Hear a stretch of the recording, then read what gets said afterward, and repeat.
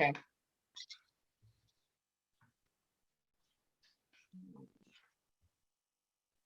Good evening, everybody, and welcome back to another episode of the Blacknificent show. My name is Keamogetse Monama, a Black child on the rise, and I will be your host tonight. So last week's conversation was heavily focused on belief systems and religion within the African population. This week, we're going to maintain focus on actively returning to a more true African identity. However, today's conversation is going to be a little messy and a little all over the place. Today's topic is the new generation of Africans. So we'll be speaking a bit on parenting, evolving, and growing as Africans.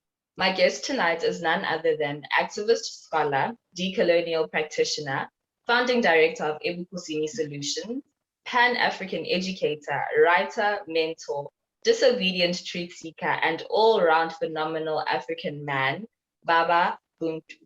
Thank you so much for coming on tonight. So briefly introduce yourself and give us a summary of what it is that you do. Wow.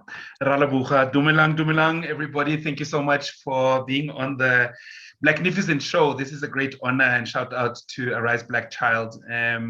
So yes, I'm Baba Buntu.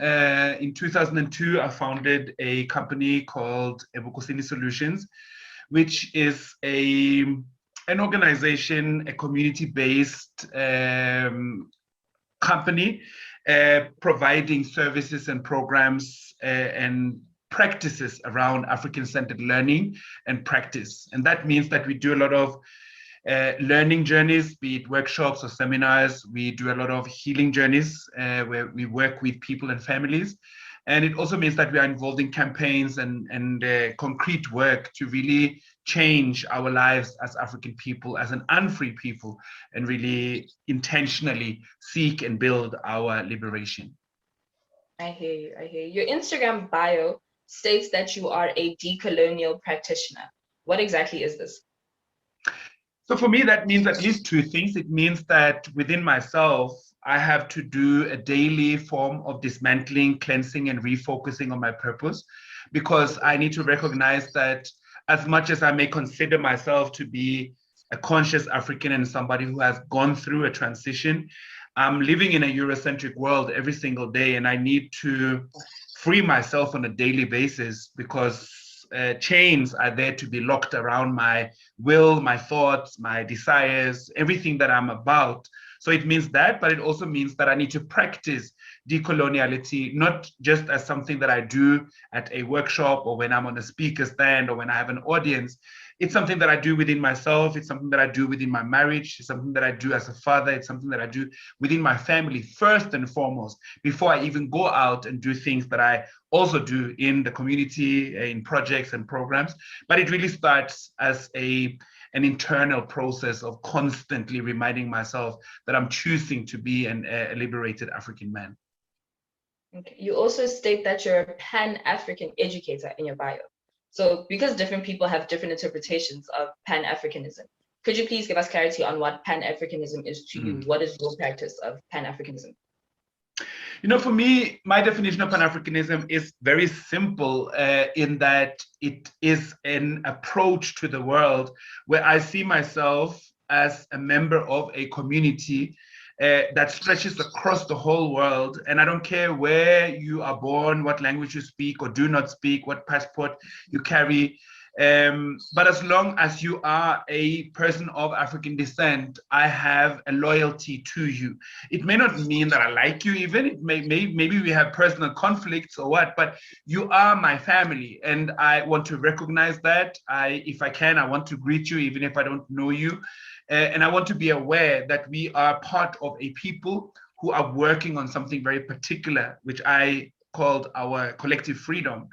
And of course, it also means to study and to learn and to share beyond just recognizing that people are of African descent. So it means to also recognize that we are a people who need to do some work for our future, understand our history, so that we can be more functional in our presence. What I'm sensing here is a lot of conversations, or rather return to the point that you want to practice everything that it is that you're speaking on. And I know that this is not a common trend, but it's a very popular trend at the moment, where people want to return to their roots, you know. Do you think that this desire of upholding the methods and customs of our ancestors is a progressive one? Do you think that we should be investing in evolution and completely rebranding ourselves, or we should put more effort into the indigenous mythologies that were in practice before and returning to that? You know, so Ebukosini Solutions has a tag, which is modern solutions, ancient traditions. And in that, it means that we want to go forward, but we want to look back and remember who we were. And the reason is that we were intentionally cut off from what we were busy doing, which includes our power, our sense of wisdom, our sense of high intelligence, our sense of how to keep a family and a community and a nation together. And these are very important tools. These are very important projects that we struggle a lot with today. So yes, I think we definitely need to go back, and not just back one generation, because I know some people may feel that, yeah, but in my family, I don't even understand the traditions we do. They just, they seem like more superstition than anything.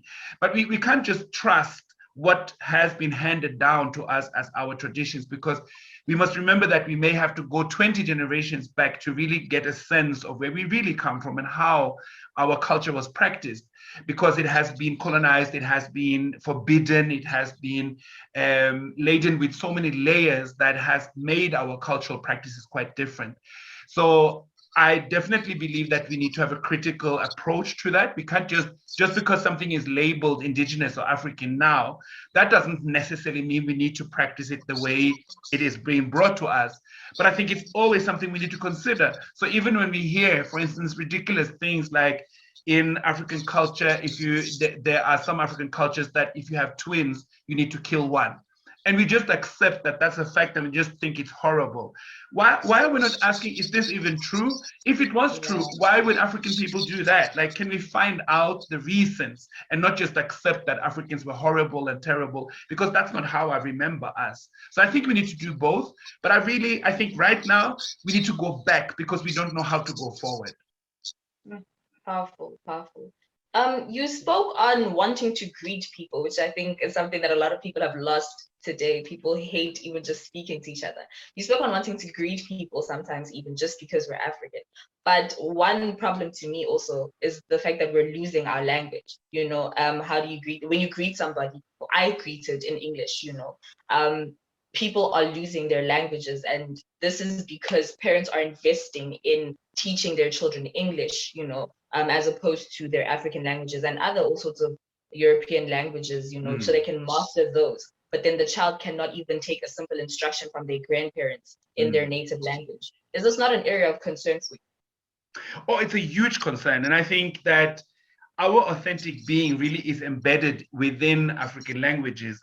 But I also want to say this, that just because you happen to speak your language does not necessarily mean you have been really introduced to your language, meaning there are certain terms, there are certain ways of talking that just because you know Sesotho or Setswana or isiZulu, you may not have been introduced to how to formulate certain sentences, how to find a cultural way to be confrontational, or when you want to bring up a problem, for instance. You may not have learned some of the codes that also are embedded in language.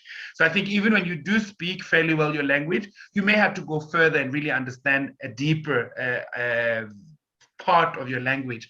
But I wanted to mention my wife, Mama Teburo, she, who I also run Ebukosini together with, she did a study some years back. She wanted to talk to parents who almost exclusively, African parents who almost exclusively teach their children English.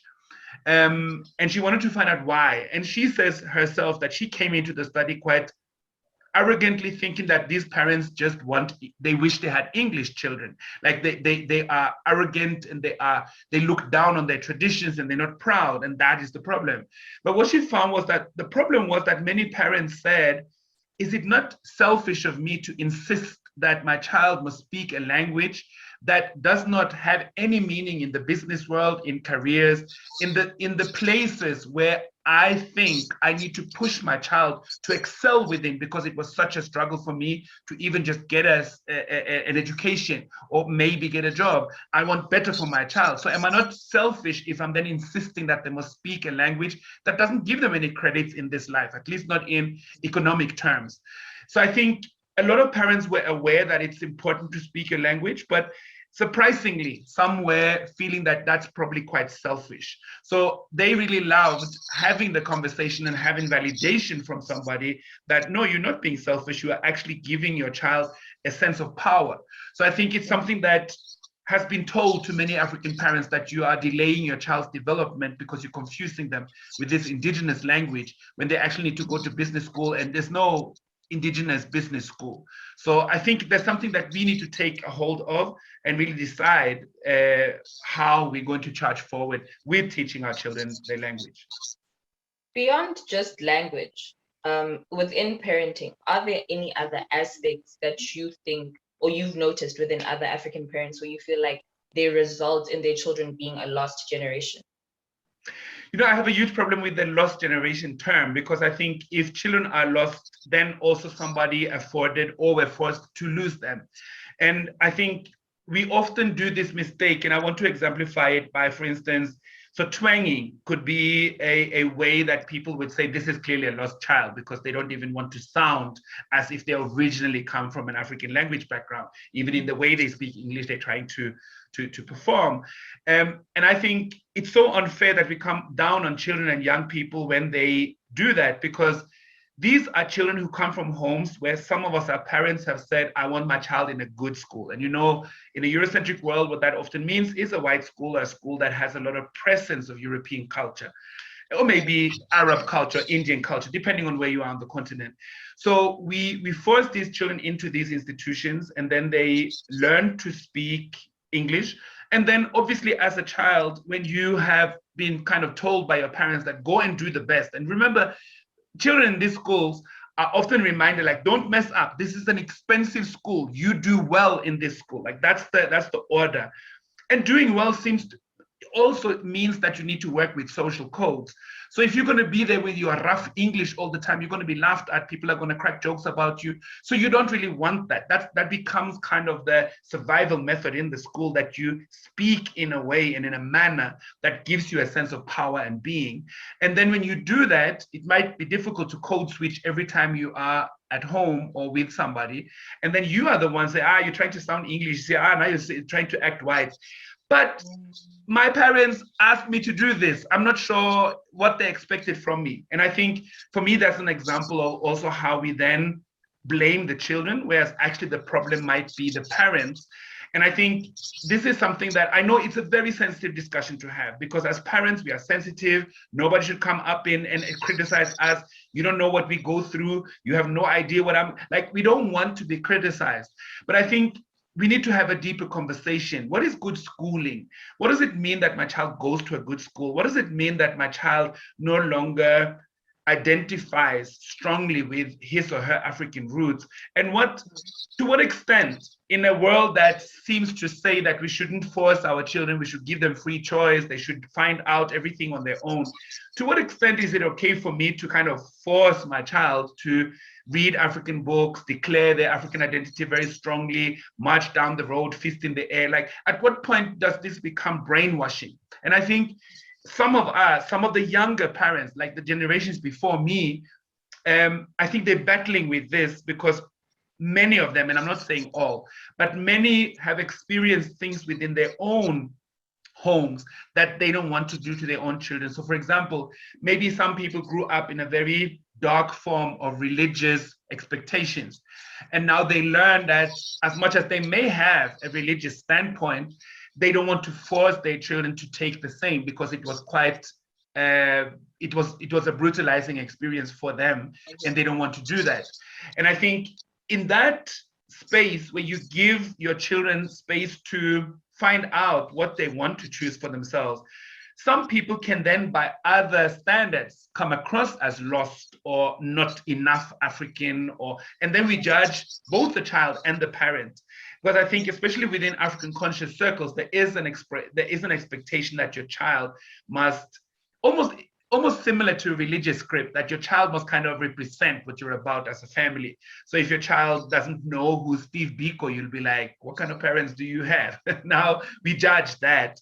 And which may come from just an understanding that let me not pump my child full of ideas and let them have their own choice. I think if you ask what I think is a good way to raise a child, I think it's important to be very clear where you stand, but not come down on your child every time your child tries to go outside of what you see as the confinement or the perimeter, or maybe they mention one white hero, and instead of just clamping that down and say, you see, now you are colonial in your mind, maybe have a conversation about what race has meant in this world, why Black heroes are not as strongly pronounced in this world as other heroes, so that I think the most important thing for me that a parent can do for a child is to give them the ability to think critically. And if you're just going to fill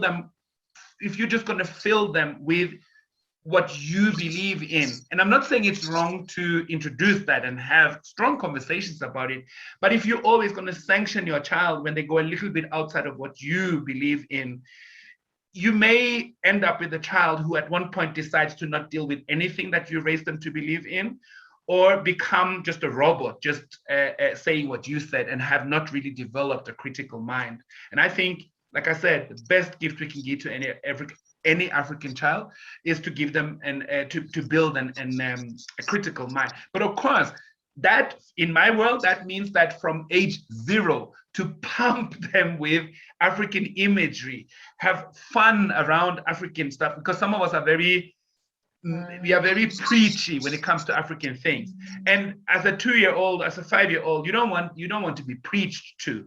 But when you have fun, I mean, maybe not put Lego, put something that is equivalent of an indigenous game, play around with names of the African continent, like use African codes to have fun. I think that's one thing that I want children to, at least when they're in that stage, before they understand how brutal this world really is, attach some flavors and fun and relatable dynamics to the continent, so that they, in their core, really want to know and really want to be African.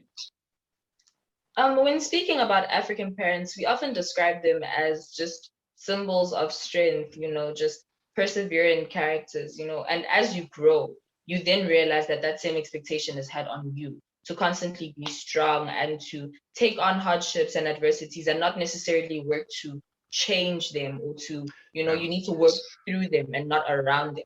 Why is it, or rather, do you think that we're programmed to making situations work rather than just leaving them as it is, or finding another way? And does this make us strong? Is this a healthy way of life? So I think the unhealthy component of what you just described is that we often have an admiration for resilience more than warriorhood. And I believe we need warriorhood. And I know warriorhood can sound like just a word. What does it mean in practice?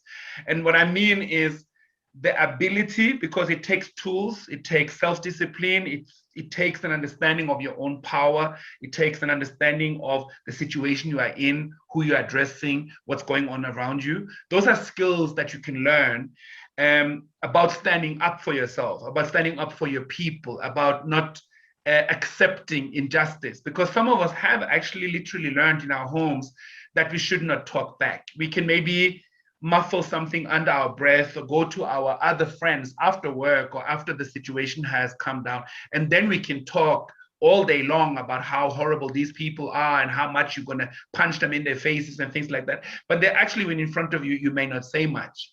And for me, that's a very dangerous learning culture that many of us have been part of for generations. And I want us also to remember this. When the African body, and I'm talking about enslavement and apartheid, when the African body becomes an instrument of profit for other people, you become a commodity. And a commodity is designed for no other reason than it must be functional for the purpose that it's intended for. So a fridge must not do anything else than just keep things cool. If it starts to do other things, it's not a fridge anymore, and there's a problem, and we need to repair it, or we may even have to just throw it out.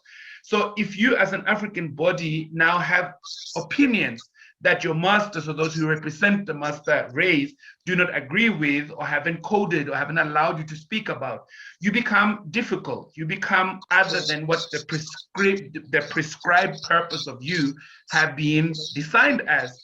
And then when you learn that, you become, what is it?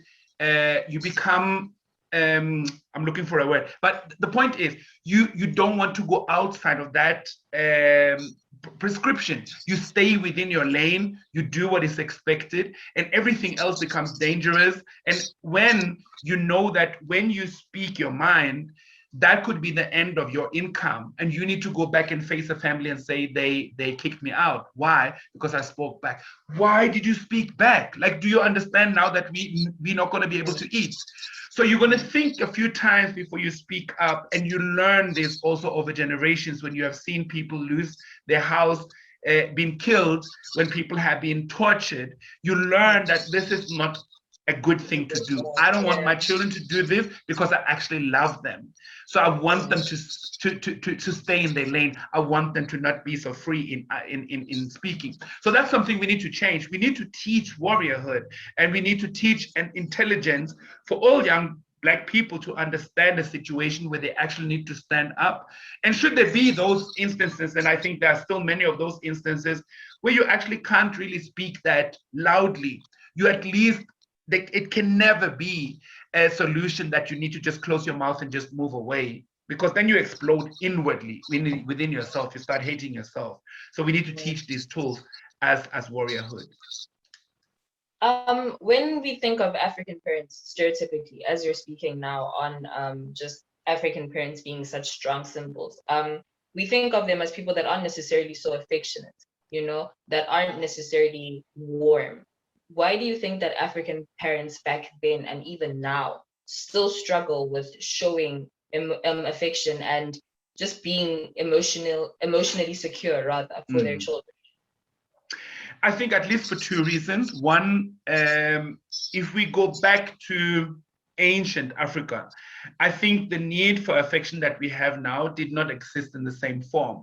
And what I mean with that is that as a child, you would be surrounded by many parents, and it may even be only when you are grown that you actually realize, oh, this is the woman who actually gave birth to me. But I thought I had 10 mothers, and I wasn't even differentiating between who is more important and who is less important. I listen to all of them, and they give me more than what I even expect and need, because I'm never feeling that I don't belong. I'm never questioning, maybe my parents didn't really want me.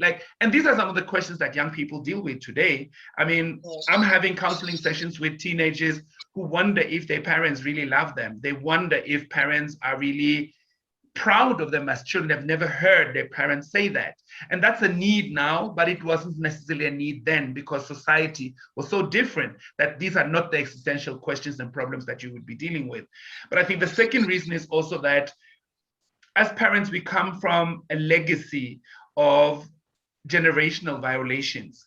So when you have, for instance, lived through, think about the many parent generations that have lived through various violations of apartheid and enslavement, where you learn to not show emotions, where you have to keep a straight face because you know that your older son has actually gone underground to fight for your people, but you cannot tell the other siblings. You need to make up a story. And when they say, but where is he? You have to lie, and you have to, and now when you lie about one thing, you may have to also add some other things to the story. And before you know it, lying becomes part of the house culture, that you feel, let me not expose my children to this. They may not understand. And then that can take quite a lot of different faces and forms. And then feeling becomes very difficult in the middle of that, because it's almost like it becomes coded into us that Blackness equals hardship. Blackness, I mean, we keep saying this as well, that when somebody has lost their partner, their child, you're so strong, Mac. I can see you are not even crying, you're not breaking down. So it's like we appreciate those values. And for me, it goes back to that manufacturing of the strong Black body that mustn't break, that mustn't be faulty, that mustn't have mental imbalances, that mustn't struggle with spirituality. It must just be fully functional at all times. And if it doesn't, we even look down on each other, let alone how much we look down on ourselves. So I think a lot of parents have never had the space and the time to grieve. And I think that's one thing that I see different in the upcoming generation, that they may have a much stronger language to nuance their pain and to be able to talk about it in at least very different ways than the parent generation have. You spoke on children sometimes, or in the past rather, not necessarily finding out who their parents were because they were raised by an entire generation. And this is a sentiment that's very popular in African communities, that it takes a village to raise a child, but it's losing itself now. You know, I think so many parents have varying opinions of how they want to raise their child, and you don't necessarily want your child to be a product of your family or your community because of whatever just disagreements you have with them personally. Yeah. Do you think this, or isn't there a way to healthily incorporate the both so that we're not losing traditions and customs? Because I mean, essentially our family and our community teaches us a bit about our identity. Is there a way to healthily incorporate the both so that you can still maintain focus on what you want to as a parent, but your child is still a member of a community and a family? You know, as I'm answering that question, I just want to mention an example, because as Ebukusini Solutions, we center family very strongly as an anchoring point.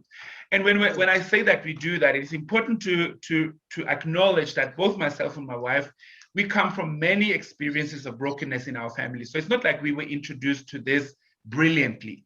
But at one point, we made certain choices in our adult lives, even before we met each other, that we want to prepare ourselves to create a family setting that is not marked by chaos. And we cannot be arrogant and say that we can just do that, because a lot of people try that and it doesn't necessarily work. So we realized that there was a whole lot of work we needed to do on ourselves before we could be fit to be in a relationship with each other, just the two of us, before we can invite children to be part of the household, and before we could, which we do a lot now, take other young people in to stay with us as sons and daughters of the family, but not necessarily being biologically related. And one of the things that, especially the sons, when they come to us, maybe let's say mid-teenage or late teenage, early 20s, one of the things is we say, when you go out, even if you go to the shop and just buy bread, or you just want to hang on the corner, just say where you are going. It's not that you have to report every single step, or that I'm nosy, or that who are you talking to, or I just want to know. And some would say to us later that one of the most difficult things by staying here was to always have to report, because I'm just disappearing. And then people look at me, nah, I don't think he's here, I can't see him. And then people are not even worried where you are. And for me, that speaks to also how the African family has had to survive. You need to tone down many guidelines because the situation around you is so violent and so chaotic and puts so much pressure on the family that order doesn't become a norm. And I think it's a journey we need to travel to really relearn. How do we create order within our families?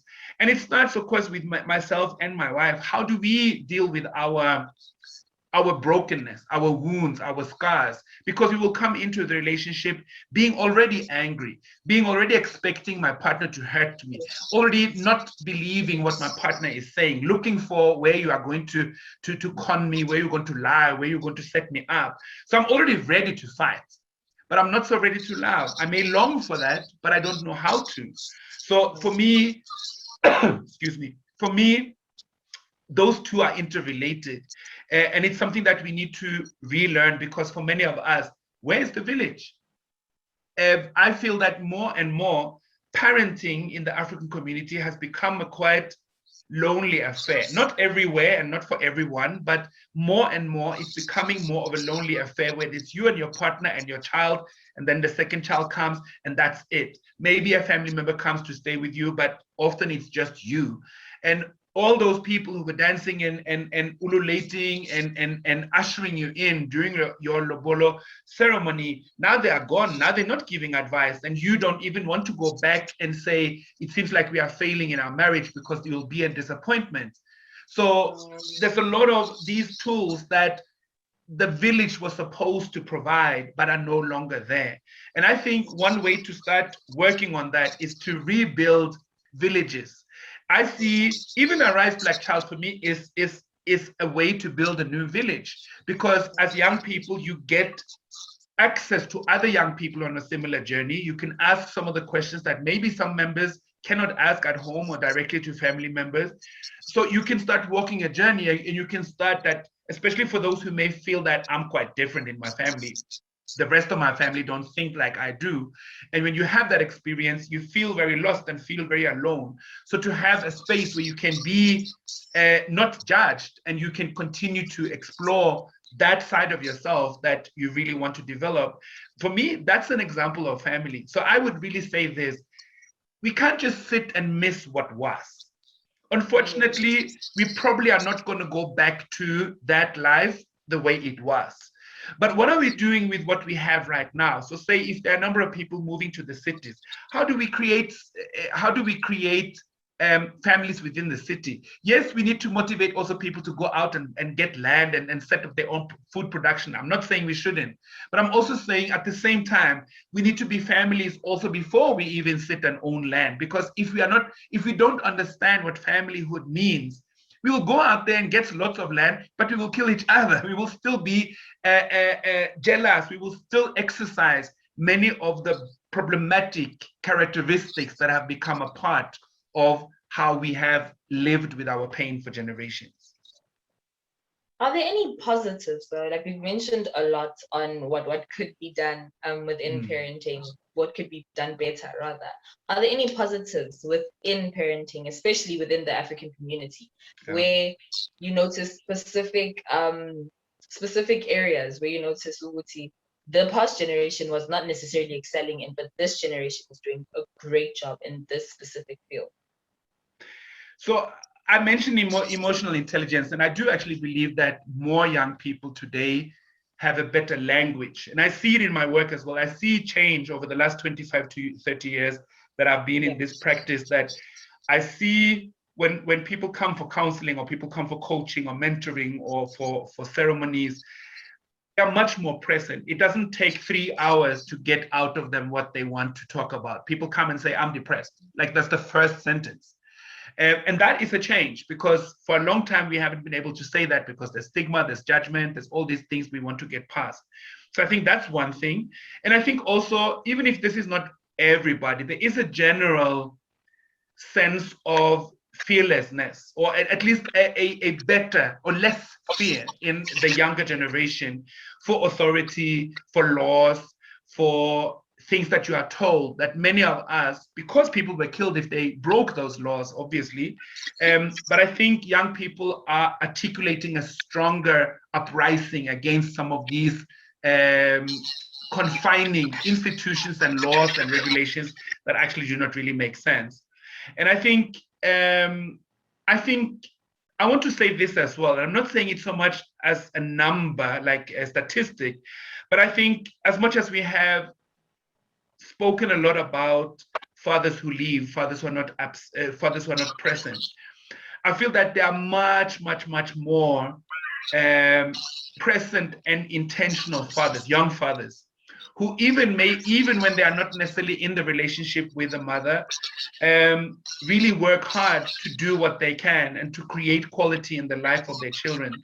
And often without the role model of their own father or another father figure, but mainly drawn from the fact that they were not fathered so beautifully, and they would like to provide a much better fatherhood to their own children. And that's something that I see is happening more and more. Okay. So oftentimes when we explore, when we travel, we learn that we learn a lot from other people, and through engaging, we broaden our horizons and we expose ourselves to just new knowledge and new ways of life, that are going to be with us forever, most likely. That being said, should we invest in our journey to returning to ourselves or our true African identities? Should we invest in studying and learning about our own tribes, our own specific tribes, or should we broaden our horizons and learn more from other African tribes and other African people? So I prefer to use the word nation to describe because we come from quite vast groups, and I feel tribe often gives this impression of small groups that are just running around with no systems. And we come from systems, we come from order, and I want us to always remember that. But I think it is very important to study within our nations first. Ground yourself within your group or nation or your heritage. Many of us cannot really count that many generations back. Like some of us struggle beyond 2 or 3 generations. And for me, that's poverty, because knowing where you come from, knowing your roots, being able to say something about the journey of your ancestors, it enriches where you are standing and awareness of that. It gives you a stronger sense of purpose. You are a member of a people. And it creates a sense of honor. When you know that you come from greatness, you also don't want to just be the one who messed everything up. So you hold yourself to a higher standard because you understand that you come from the people who have produced a lot of great things, and you want to do that too. But having said that, and I in my practice, when I do counseling and coaching, and when people come and say I have a mental imbalance that I want to work on, I will always start with these questions: who are you from? What is your clan name? What do you know about your past? But having said that, I think it's very important, and we are in a country that I can't say this strongly enough. We need to travel, even starting just within the country. We are a traveling people. We may have our homesteads and places where we feel that this is really where I want to spend most of my time. But if we don't travel, if we don't get to engage with other members of the broader family, I'm not sure how you develop a pride and an understanding of being African. And I'm saying this as somebody who has been very blessed to have gotten to know very closely and intimately Africans from so many different parts of the world. And even those conversations and those relations that haven't been super political or super conscious, in the sense that maybe we talk about conscious Africanness now, learning to greet, understanding food, understanding family relationships, understanding why in some of our houses, women present themselves differently than men, and maybe with the first look you think this is degrading and this is disrespect, but maybe learning there's a different script. That's just an example. For me, learning those codes, learning how to behave, learning when to speak, when not to speak, just greeting. Like, as African people, when we meet even other Africans who can greet in our language, we start jumping like, you know my language? Like, what? I was greeting my own language. It means so much. And I think, especially with the history that we have as South Africans, being locked in and not really being exposed to, and the intention was to keep us locked forever in confinement. So for us, it is also a journey we need to do. I think many South Africans need to do this journey on behalf of their ancestors who were kind of landlocked in this country, and even within their streets and their corners and the communities. So we need to travel to different parts of the country. We need to travel to different parts of the continent, and it will enrich us. Now that African people, or the trend rather, that we've been discussing now, is that of African people as a collective growing to be proud of everything that comes with being Africans, how can we as African people ensure that we don't lose ourselves through further westernization, globalization, and all other sophisticated lifestyle trends that are just like popular right now? How can we motivate our children and our peers to embrace themselves and to love themselves as African people? Right. No, it's a brilliant question, and I'm trying to find a short answer to it. I think, first of all, I'm not sure that Africans generally, that we have learned to be really proud of everything that comes with being African yet, but I think we have made progress. And I think I want to say this also to the younger generation. With one of the things that concerns me, like I've said, how proud I am of young people who are exploring more, who have a stronger voice of justice, who stand up. I'm very proud of that. But I'm concerned about young people who also do not feel they have the time and the interest in reading. So reading to many young people right now is to read tweets or to read small messages or to see video reels. And I understand that there can be a creative way of looking at reading slightly different than all I was used to as I came up. But I also want people to read thick books. I wanted to go into like just saying what is Pan-African or Black and Brown. What does that even mean? What does Blackness really mean? And I think it's important to study, it's important to read, it's important to develop a critical thought. I am a bit concerned that many young people speak because they have a different confidence that maybe many of us had when we grew up, and that's a great thing. But when you speak and you don't really know, that can also be a problem. So I'd like for people to develop a stronger sense of really studying and understanding phenomena and aspects of our history and culture deeper. And I think also that, there's this saying by Cade Bambara, who said that the role of an artist, and I would like to apply it to all of us as African people, creative people, we are supposed to, our role is to make the revolution irresistible. And what I'm speaking to now is that those of us who have found some truth, those of us who have started to begin to read African literature and started to grapple with some of the concepts within our philosophical wisdom, we need to also show up much better, because the reason why some young people today don't even want to consider anything African is because it doesn't seem to work. People don't seem to create great companies from knowing a lot about their heritage.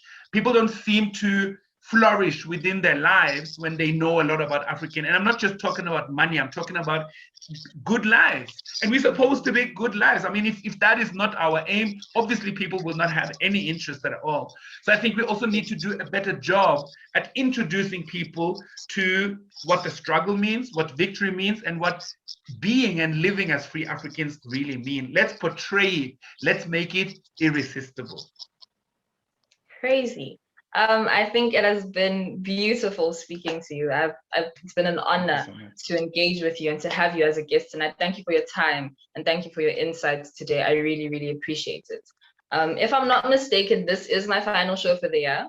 It has been a great privilege to be a host on the show throughout the year. And I want to thank everybody on the Arise Black Child team, as well as the Blacknificent Show team in particular, because you guys have really helped me throughout this journey. It's been a beautiful educational year. And I hope that we can do this all again next year. That is it from me. Thank you to Baba Buntu. Thank you to everybody for watching. It has been a great evening, and I hope you enjoy the rest of your evening. Good night.